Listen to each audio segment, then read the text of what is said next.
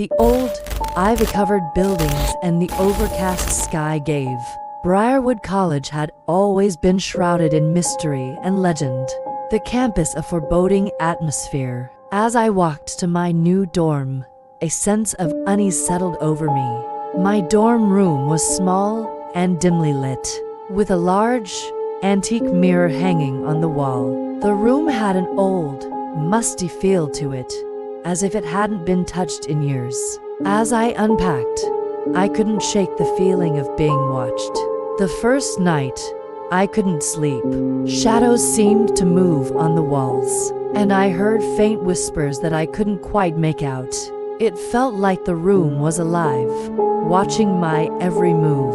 My roommate, Claire, started acting strange. I often caught her staring at the antique mirror, her reflection showing a twisted, malevolent expression while she herself looked blank and unresponsive.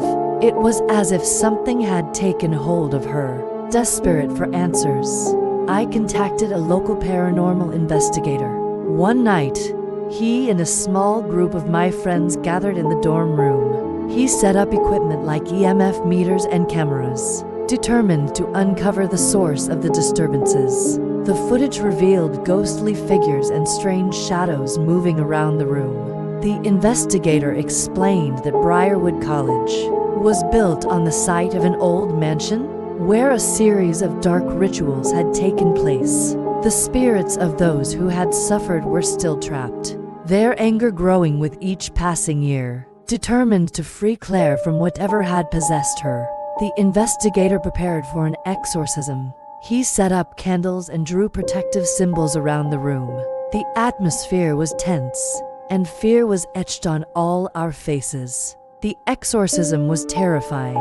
Claire thrashed on the bed, her face contorted in agony as shadows swirled around the room. The investigator held a cross and chanted, his voice steady despite the chaos around him. At the height of the exorcism, a spectral figure appeared, its eyes glowing with malevolent energy. Summoning all my courage, I grabbed a cross and stood between it and Claire, who was now unconscious on the bed. The air was thick with fear, but I refused to back down. With a final, anguished scream, the spirit vanished. The room fell silent, and the oppressive atmosphere lifted.